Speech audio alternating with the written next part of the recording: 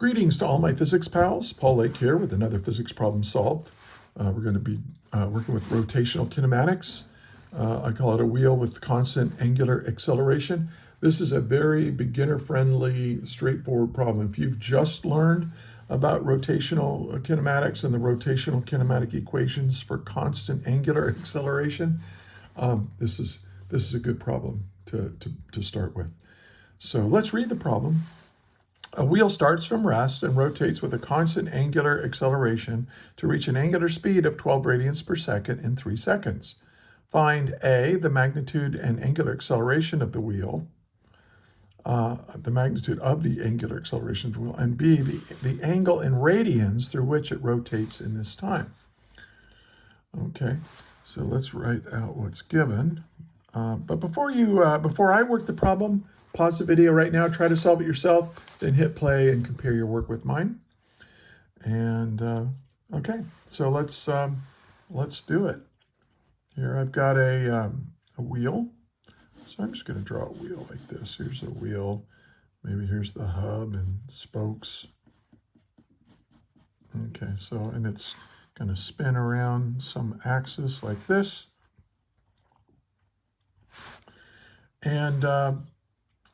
But a wheel starts from rest. Okay, so what does that tell us? That tells us that the initial angular velocity is 0, or the angular velocity when t equals 0. The angular velocity when t equals 0 is equal to 0. Or you can say omega initial. Okay. It's going to reach a final angular speed or angular velocity of 12 radians per second in 3 seconds. So its final angular velocity, which I'll write like that, is 12.0 radians per second. And this happens at t equals 3 seconds.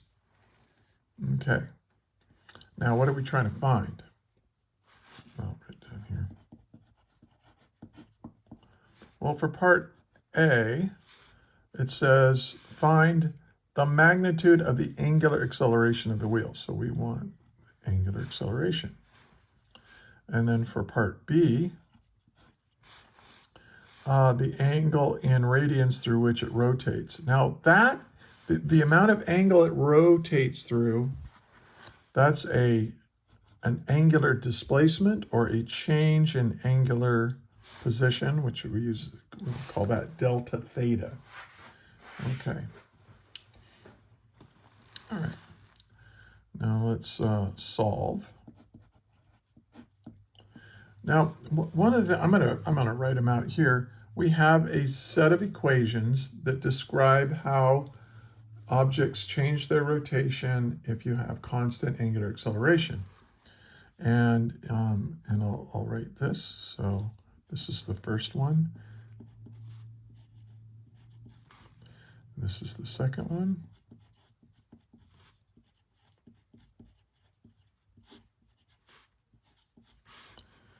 And this is the third one. Do these look familiar? Well, if you've already had a lecture on this, then these should look very familiar.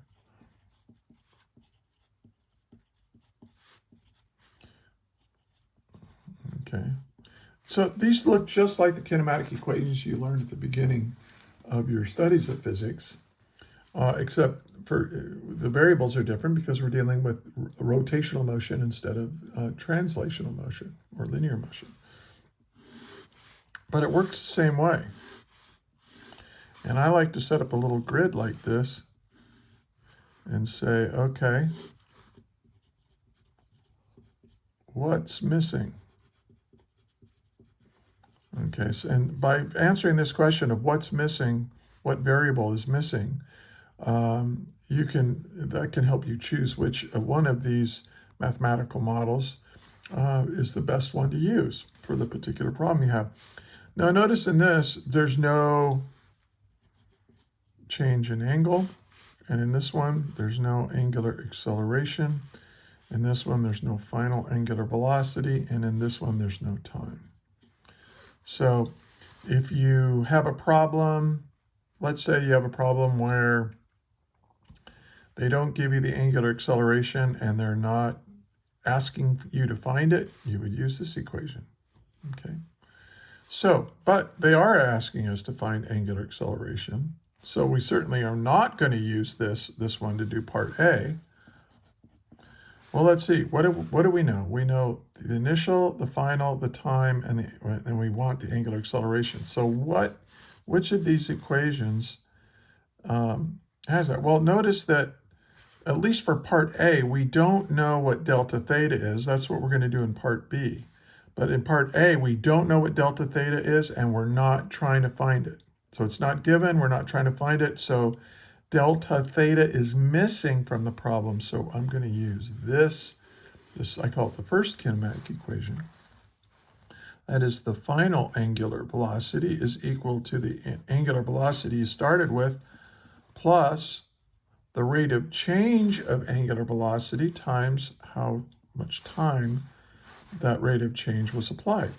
Okay, that's what that means. And so we can use that now to solve for, here's my unknown, and notice that I know everything else. I know the final, I know the initial, and I know the time. So let's solve for angular acceleration here. Notice that if I take this and subtract, okay, I can do that. And then I have to divide by time. If I want to isolate for the angular acceleration, I have to divide by time. But this is kind of interesting. Notice that this is really just delta omega, the rate of change of angular velocity over the change in time, from 0 to whatever time t we have, from 0 to 3 seconds. Okay, so you might have defined angular acceleration to be like this, but quite often the equation that we use is expressed like this. Okay, but anyway, now we've solved this equation for angular acceleration. So the final angular velocity is 12.0 radians per second minus, now what is the initial? Oh, it started from rest, so that's 0. And then we're going to divide that by time, which is 3.00 seconds. And we're good. Okay, so what's 12 minus 0 is 12. 12 divided by 3 is 4. 4.00. And then what are the units? Well, radians per second divided by seconds is radians per second squared. And that's my answer.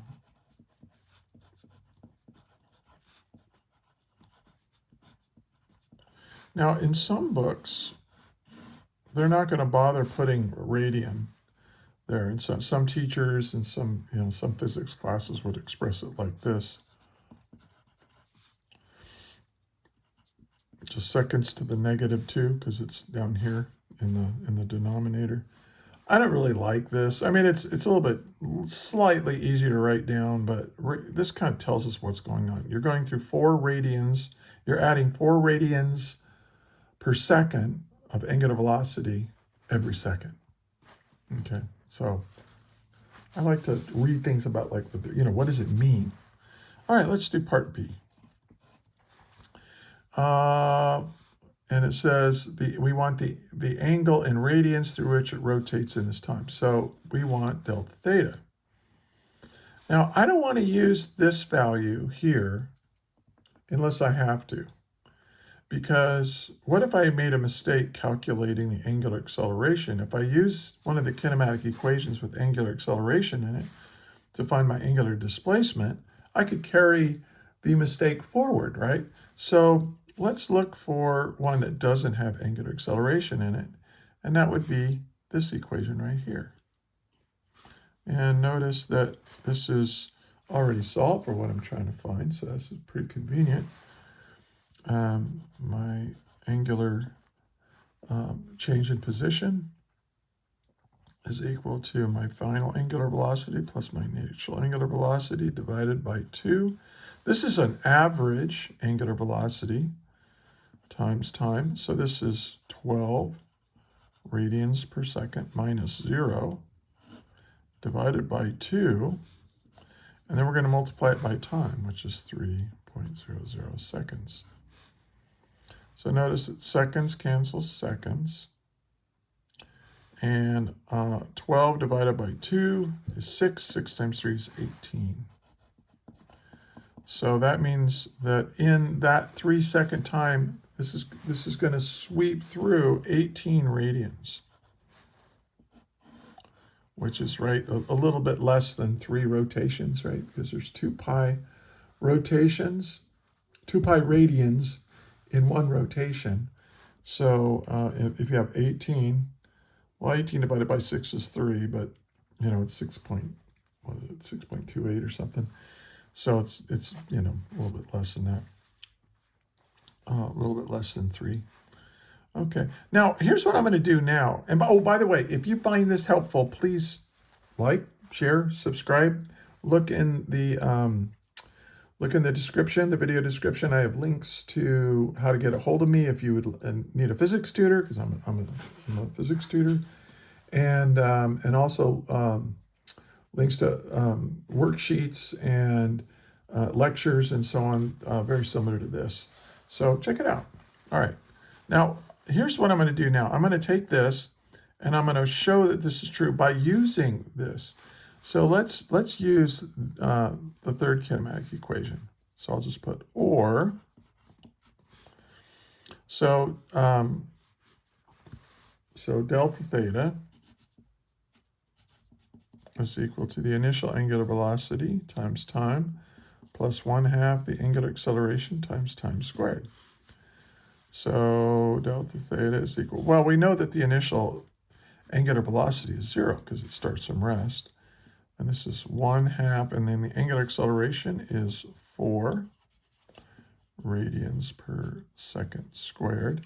And then time squared, well, that's 3.00 seconds squared. So the squared seconds will cancel with that. We're left with radians. Now this is 4 divided by 2 is 2. 3 squared is 9. 2 times 9 is 18. So that's good. They agree.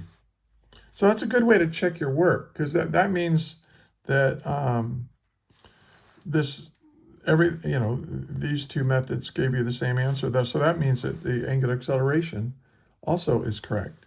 So that's a good way to check your work. If you have time, if you're taking a test or doing homework or something, you can, if you have time, you can check your work by plugging, derived values into the equation and see if it agrees with the other method. Anyway, yeah. Okay. Hey, again, if you found this helpful, please give it a like. Also, if you think I made a mistake, or if you just want to say hello and say thank you or whatever, put a description, put something in the comments. I reply to every comment. And if you've made it this far, I want to thank you for watching. And until the next video, may the net force be with you always. That is all.